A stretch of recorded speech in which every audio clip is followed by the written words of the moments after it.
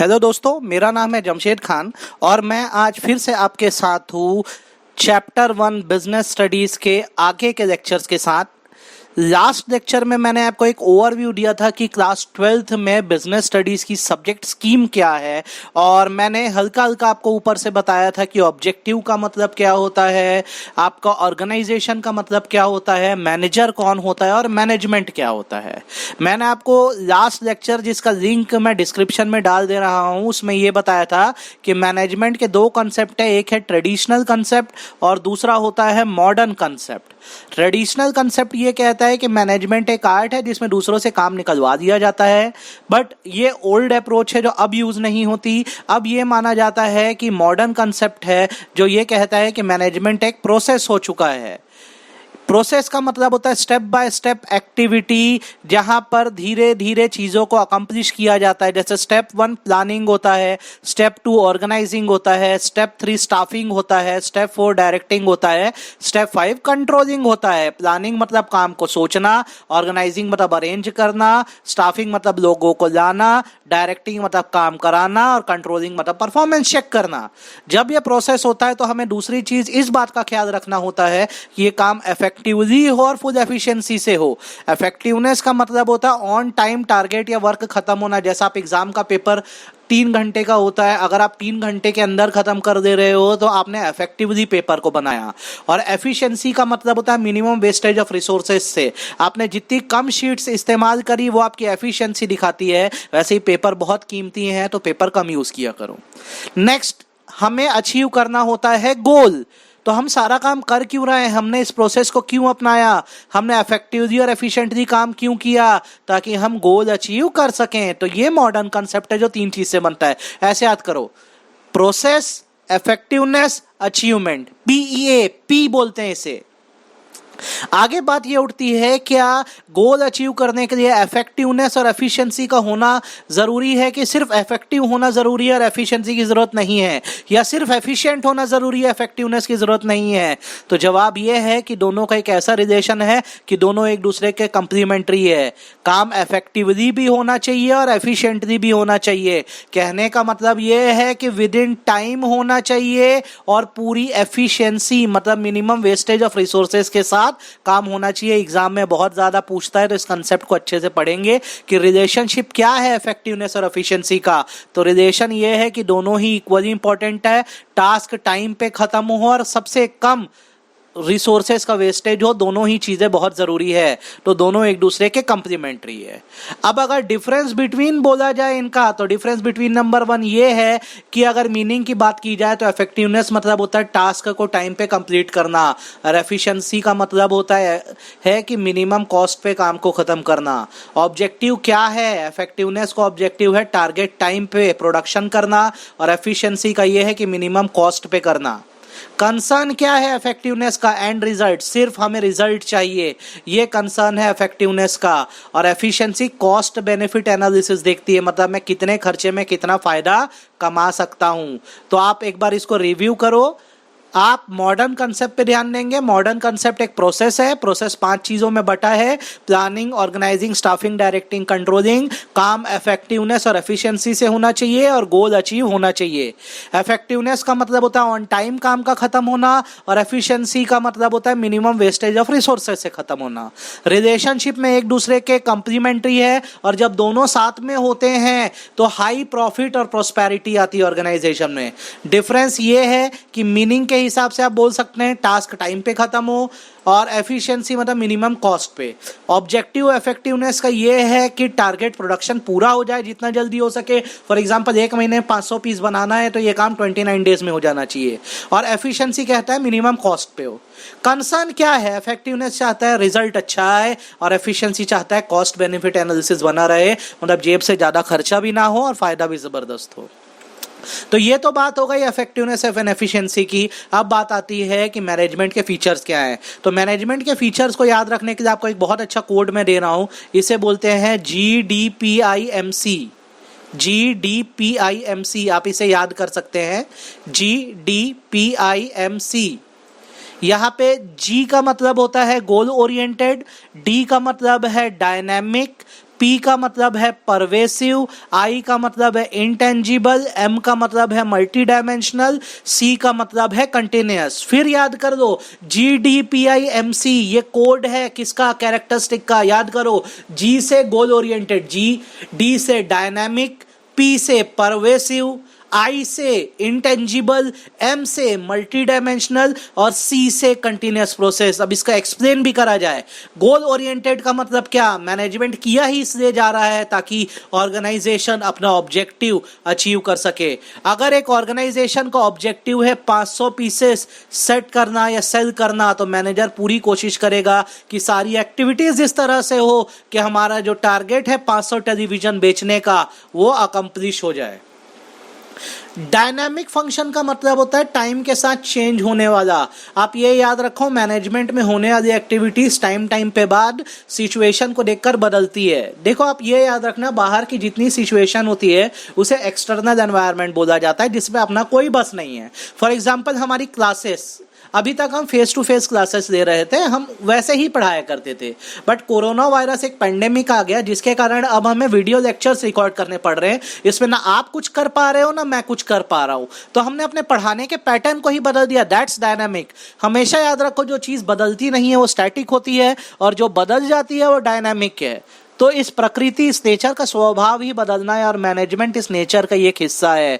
तो मैनेजमेंट की एक्टिविटीज भी टाइम के साथ बदलती हैं। तो आपको मैंने दो फंक्शन समझा दिए, गोल ओरिएंटेड समझा दिया, डायनामिक समझा दिया। तीसरा आपको ध्यान रखना है परवेसिव फंक्शन। परवेसिव मतलब होता है एप्लीकेबल एवरीवेयर। मैनेजमेंट तो भाई सबको करना होता है, हर जगह करना होता है, चाहे वो प्रॉफिट मेकिंग ऑर्गेनाइजेशन हो या not for profit making organization हो। जैसे कि अगर आप बोलेंगे जितना मैनेजमेंट आज मुकेश अंबानी जी की रिलायंस ग्रुप को करना पड़ रहा है, उतना ही बड़ा मैनेजमेंट जितने हमारे हॉस्पिटल्स या चैरिटेबल इंस्टीट्यूशन है उनको भी करना पड़ रहा है। नेक्स्ट जो फीचर होता है वो होता है इंटेंजिबल इन नेचर। इंटेंजिबल मतलब होता है जिसे सिर्फ फील कर सकते हैं, जिसे छू और देख नहीं सकते। लाइक मैं जो पढ़ा रहा हूं आप छू और देख नहीं सकते, आप सिर्फ फील कर सकते हो, या तो मैं अच्छा पढ़ाऊंगा या तो मैं बुरा पढ़ाऊंगा। ठीक वैसे ही मैनेजमेंट भी है। अगर काम अच्छा हो रहा है तो आप बोलोगे मैनेजमेंट अच्छा है, और काम अच्छा नहीं हो रहा है तो आप बोलोगे मैनेजमेंट बुरा है। फॉर एग्जाम्पल आप एक रेस्टोरेंट में जाते हो, आपको अगर जल्दी ऑर्डर पर सर्विस हो जाती है या खाना जल्दी मिलता है तो आप तो कहेंगे ही ना कि यहाँ का मैनेजमेंट बहुत अच्छा है। आपने मैनेजमेंट को छूकर तो नहीं देखा ना, आपने सिर्फ फील किया। और यदि ऑर्डर देने के 1 घंटे बाद भी खाना नहीं आया, जिस बात का बहुत दुख होता है, कई बार होता है रेस्टोरेंट में, मेरे साथ हो चुका है कई बार और मैं इसके लिए बहुत दुखी भी रहा हूँ। मैंने बहुत खराब रिव्यू दिया ऐसे रेस्टोरेंट्स को। तो ऐसे में हम बोलते हैं कि उस रेस्टोरेंट की जो मैनेजमेंट सर्विसेज है वो बड़ी खराब है। तो अभी हमने 4 फीचर डिस्कस किए, goal oriented, dynamic, pervasive, intangible. Next feature जो आता है वो होता है मल्टी डायमेंशनल। मल्टी डायमेंशनल मतलब होता है मल्टी स्टेज, अलग अलग स्टेजेस में। अगर मैं एक मैनेजर हूं तो इसका मतलब ये थोड़ी ना कि मेरे बोलने पर लोग काम करना शुरू कर देंगे। सबसे पहले मुझे वर्क को मैनेज करना होगा। वर्क को मैनेज करने का मतलब होता है काम को प्रॉपरली अरेंज करना होगा। देन मुझे लोगों को अरेंज करना होगा, मैनेज करना होगा, जिसे ह्यूमन रिसोर्सेस बोलते हैं। मतलब मुझे उनका ख्याल रखना होगा, उनको अपनी एक्सपेक्टेशन बतानी होगी और उनकी एक्सपेक्टेशन को भी समझना होगा। और लास्टली जब ये लोग काम करने लग जाएंगे तो डेली मुझे देखना होगा कि इनका काम अच्छा है कि नहीं। इसे बोलते हैं मैनेजमेंट ऑफ ऑपरेशंस। तो याद रखो ये वाला पॉइंट बहुत इंपॉर्टेंट है, इसको बहुत अच्छे से करना। मल्टी डायमेंशनल मतलब ये एक multi level multi stage activity है मैनेजमेंट, जिसमें होता क्या है, 3 चीजें मैनेज की जाती है, work, people, operation. Last thing, management एक कंटिन्यूअस प्रोसेस है, एक्टिविटी कभी रुकती नहीं है।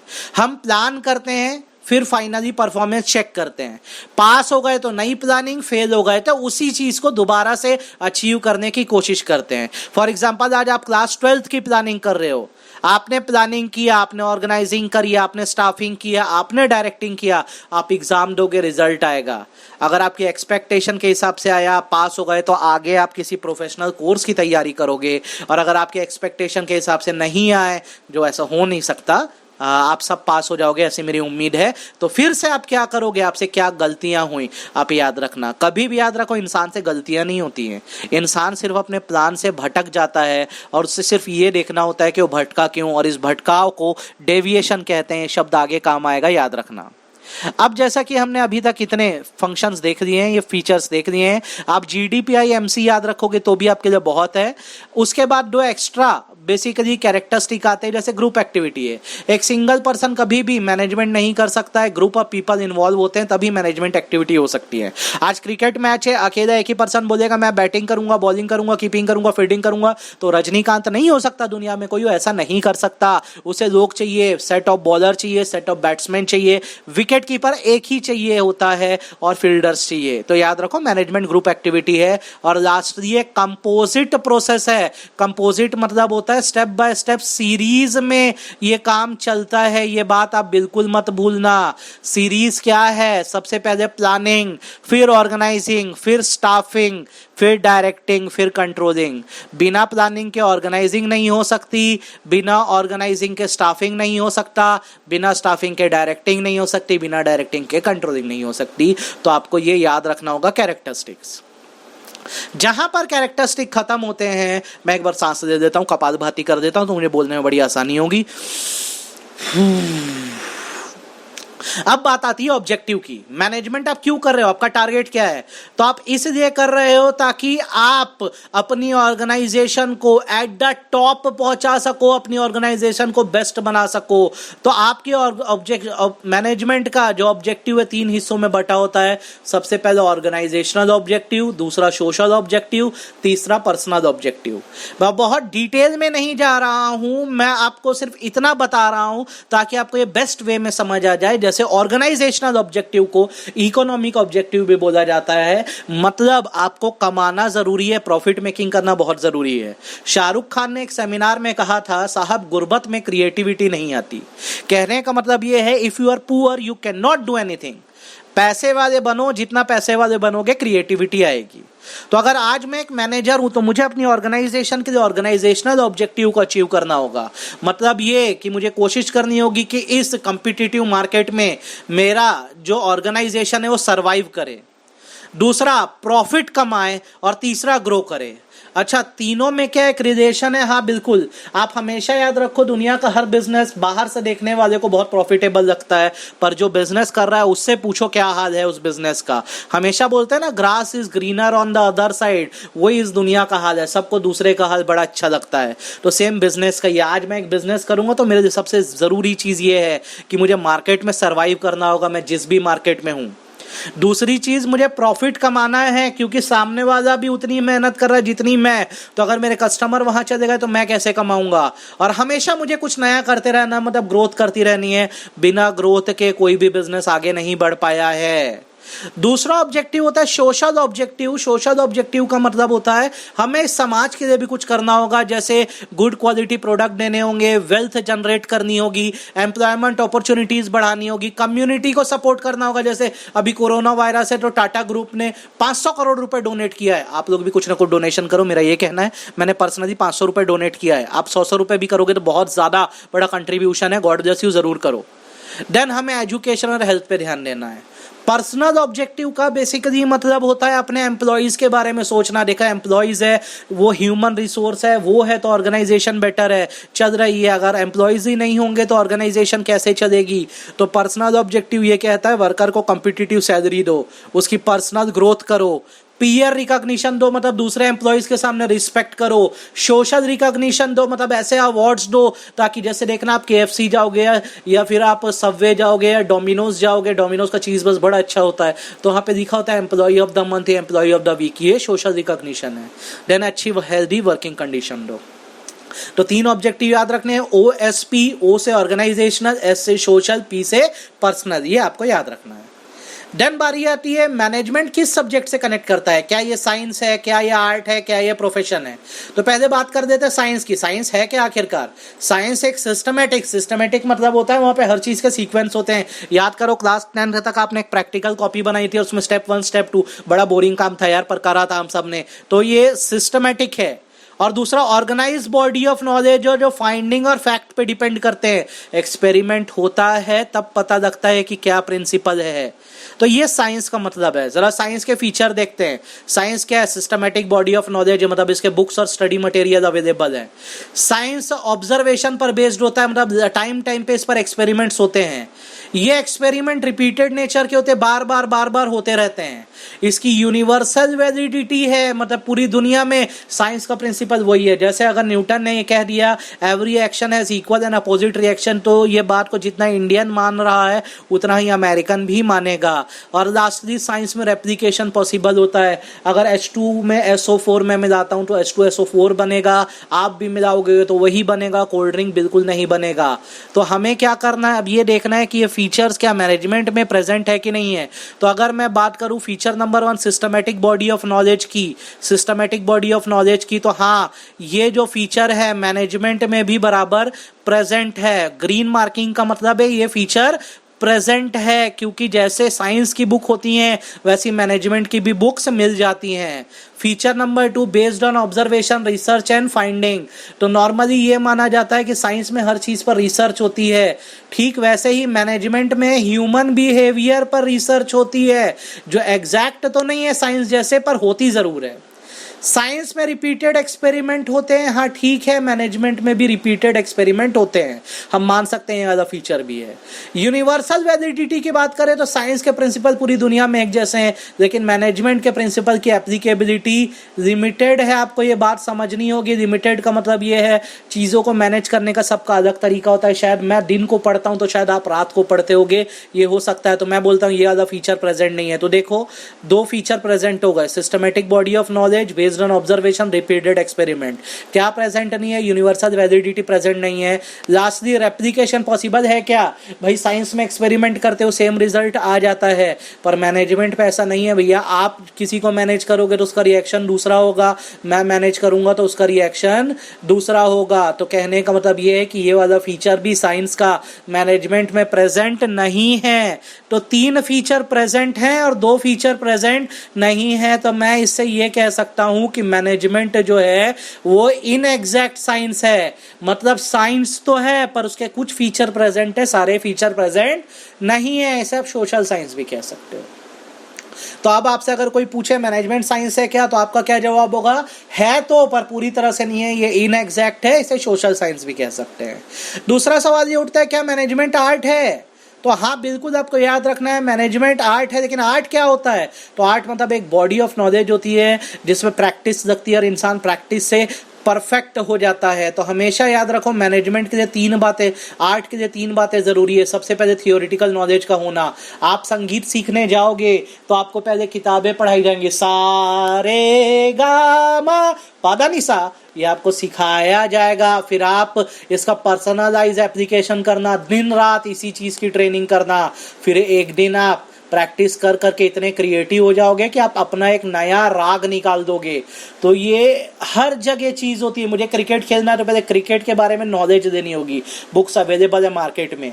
फिर अपने तरीके से स्टाइल्स बनाने होंगे, सीखना होगा, खुद क्रिकेट खेलना होगा। किताबें पढ़ पढ़ के क्रिकेट नहीं सीखा जा सकता, बार बार प्रैक्टिस करता रहूंगा तो क्रिएटिविटी आएगी। फिर मैं हेलीकॉप्टर शॉट भी मार सकूंगा। और जैसे AB डिविलियर्स, तो उतला जाता हूँ यार मैं, AB डिविलियर्स जो है वो 360 डिग्री शॉट्स खेलता है, आप भी खेल पाओगे। तो ये तीनों ही फीचर मैनेजमेंट पे प्रेजेंट है, बुक्स अवेलेबल है। पर्सनली आप चीज़ों को मैनेज करो, करते रहोगे आप एक्सपर्ट हो जाओगे। तो इससे कंक्लूजन ये बनता है कि मैनेजमेंट जो है वो कंप्लीट आर्ट है। अब तीसरी बात आती है क्या मैनेजमेंट प्रोफेशन है? तो प्रोफेशन का मतलब क्या होती है? एक ऐसा नॉलेज जो स्पेशलाइज नेचर का, जिसमें फॉर्मल ट्रेनिंग लगती है। इसके फीचर क्या है? सबसे पहला well defined body of knowledge, मतलब बुक्स अवेलेबल है, करिकुलम अवेलेबल है।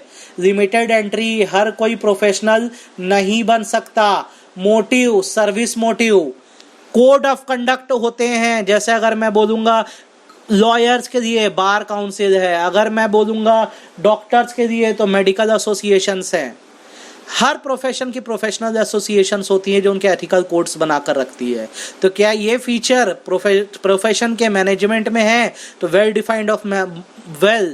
डिफाइंड बॉडी ऑफ नॉलेज में, बॉडी ऑफ नॉलेज ये फीचर प्रेजेंट है। लिमिटेड एंट्री ये प्रेजेंट नहीं है। मैनेजर कोई भी बन सकता है, उसके लिए खास पढ़ाई लिखाई की जरूरत नहीं है। प्रोफेशन में मोटिव सर्विस होता है, लेकिन मैनेजमेंट का मोटिव 3 होता है, इकोनॉमिक, सोशल और पर्सनल। ये फीचर भी प्रेजेंट नहीं है।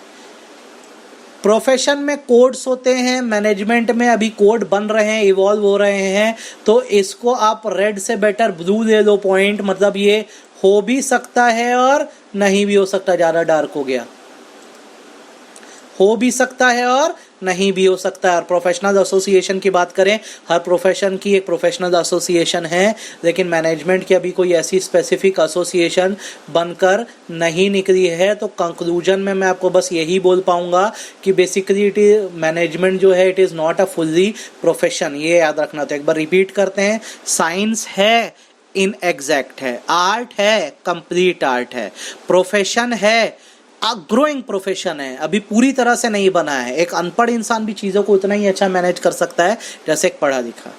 अब सवाल ये उठता है, आज मैं एक ऑर्गेनाइजेशन बनाऊं तो क्या मैं ही सारे काम करूं, मतलब आइडिया लाने से लेकर काम करने तक मैं ही सब कुछ करूं, तो ये चीज़ बहुत गलत होगी। तो हमेशा याद रखो, जब एक ऑर्गेनाइजेशन बनती है तो उसमें बहुत सारे लोग होते हैं, अलग अलग तरह के लोग होते हैं।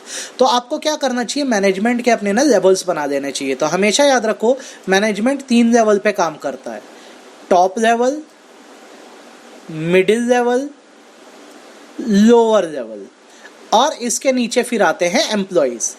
टॉप लेवल का मतलब होता है कंपनी के chairperson, chief executive officer, chief operating officer या इतने इक्विवेलेंट लोग, बॉसेस जो होते हैं ना, वो टॉप लेवल पे आते हैं। इनका काम क्या होता है, पॉलिसीज फ्रेम करना, आपने गोल्स और स्ट्रेटजीज बनाना, लाइसेंसिंग इनका एक बहुत बड़ा वर्क है, लाइसेंसिंग मतलब अलग अलग एजेंसी से डील करना। मिडिल लेवल पे कौन आते हैं, तो इसमें डिपार्टमेंटल मैनेजर्स आते हैं। टॉप लेवल क्या करेगा, अपने सारे काम को अलग अलग डिपार्टमेंट पे ऑर्गेनाइज कर देगा, जैसे production, sales, marketing, finance, logistic etcetera, सब पे एक हेड बना देगा, वो मिडिल लेवल है। टॉप लेवल जो भी ऑर्डर्स देगा वो मिडिल लेवल को देगा, मिडिल लेवल अपने डिपार्टमेंट का काम देखेगा, उसे पूरा संभालेगा। और मिडिल लेवल के नीचे आते हैं सुपरवाइजरी या लोअर लेवल के लोग, जिन्हें फोरमैन या सुपरवाइजर कहा जाता है। ये foreman supervisor middle level manager के डिपार्टमेंट में होते हैं, और ये जैसा मिडिल लेवल के लोग कहते हैं उसके हिसाब से वर्कर से काम कराते हैं। तो ये 3 लेवल ऑफ मैनेजमेंट हो गए। अब उसके बाद बारी आती है मैनेजमेंट का फंक्शन क्या है, तो इसको पोस्ट बोला जाता है, POSDC, planning, organizing, staffing, directing, controlling. Planning मतलब होता है एडवांस में सोचना, क्या करना है क्या नहीं करना है। इसे गैप जो है अभी हम कहाँ हैं और क्या कर सकते हैं, वो गैप खत्म होता है। ऑर्गेनाइजिंग में ये नेक्स्ट स्टेप है जो प्लानिंग के बाद आएगा, हमेशा याद रखो। इसमें डिसाइड करना होता है कि काम को कैसे खत्म किया जाता है, पूरे वर्क को अरेंज किया जाता है। स्टाफिंग जो होता है उसमें रिक्रूटमेंट होता है, सिलेक्शन होती है, ट्रेनिंग होती है। रिक्रूटमेंट मतलब लोगों को इन्वाइट करना फिर सिलेक्ट करना। याद रखो, रिक्रूटमेंट हमेशा पॉजिटिव प्रोसेस है, सिलेक्शन नेगेटिव प्रोसेस है। रिक्रूटमेंट में लोगों को बुलाया जाता है और जो बेस्ट होता है उनको सिलेक्ट किया जाता है। अब जब सिलेक्शन हो गया तो उनसे काम करवाना है, इसे डायरेक्टिंग कहते हैं। और डायरेक्टिंग के बाद फिर जब काम हो जाता है तो परफॉर्मेंस को चेक किया जाता है, इसे कंट्रोलिंग कहा जाता है। तो 5 फंक्शंस है मैनेजमेंट के, planning, organizing, staffing, directing and controlling. ये आपको ध्यान रखने होंगे। अब जब सब कुछ खत्म हो जाता है तो आखिरी चीज जो आती है, जो हर मैनेजमेंट के फंक्शंस के बीच में होना चाहिए, वो है कोऑर्डिनेशन का होना। कोऑर्डिनेशन क्या है, ये एक प्रोग्राम है जो हर चीज को मिलाता है, जोड़ता है और एकजुट करके ऑब्जेक्टिव को अचीव करने में मदद करता है। फॉर एग्जांपल, आप सबके मोबाइल फोन अब एंड्रॉइड हैं। आपका फोन कभी गुम भी गया तो चिंता करने की जरूरत नहीं है, आपके सारे कॉन्टैक्ट, सारे व्हाट्सएप वापस आते हैं। बताओ कैसे, मैं बताता हूँ। आपका ईमेल आईडी सेट है, आप उसे डालो, सिंक्रोनाइज करो, आपके सारे डिटेल नए मोबाइल में ही वापस आ जाएंगे। तो कोऑर्डिनेशन एक फोर्स होती है जो हर चीज को जोड़कर रख सकती है। मैनेजमेंट के सारे फंक्शंस, जितने डिपार्टमेंट हैं, सबको जोड़ के रखने वाली चीज को कोऑर्डिनेशन बोलते हैं। ग्लू है जो सबको जोड़कर रखा है। जैसा वेस्ट इंडीज टीम को देख लो, IPL में जबरदस्त परफॉर्म करते हैं, एक से एक क्रिकेटर है, केविन पोलार्ड, क्रिस गेल, फिर भी वो टीम हार जाती है। प्रॉब्लम क्या है, उनके बीच जुड़ाव नहीं है, कोऑर्डिनेशन नहीं है, मिलकर नहीं खेलते। उसी तरफ इंडिया को देख लो, जय भारत माता, हम सब एक हैं। जब हम मिलकर खेलते हैं तो जबरदस्त खेलते हैं। और धोनी जब कैप्टन था, लव धोनी, तो हम कितने मैचेस जीतते थे। तो क्या धोनी ही सबको कोऑर्डिनेट करता था?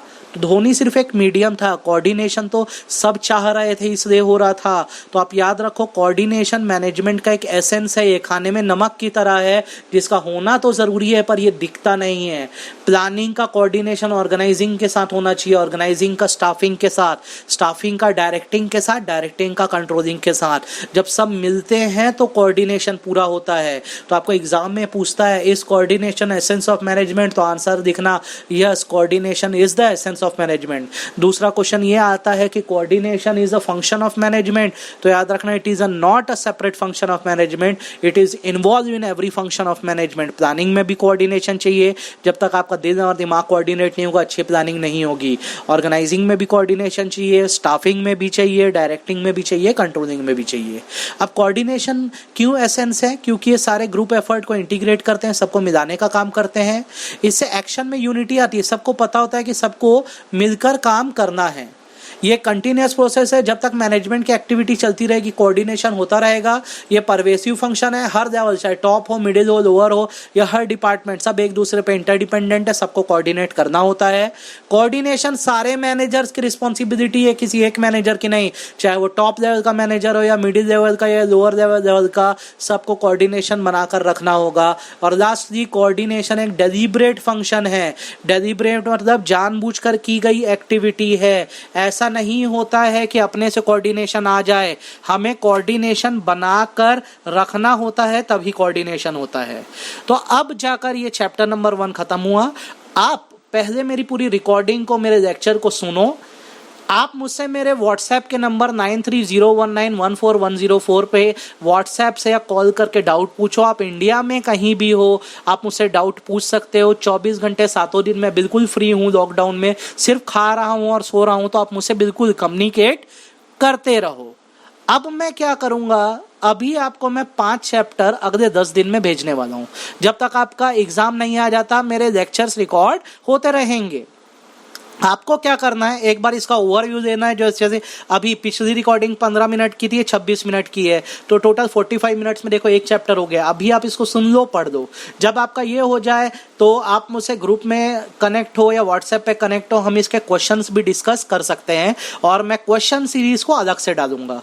तो आज के लिए बस इतना ही दोस्तों। Thank you so much, God bless you all. मेरे लेक्चर्स को जरूर सुनो और मेरे पेज को लाइक, सब्सक्राइब और शेयर करना ना भूलो। Thank you.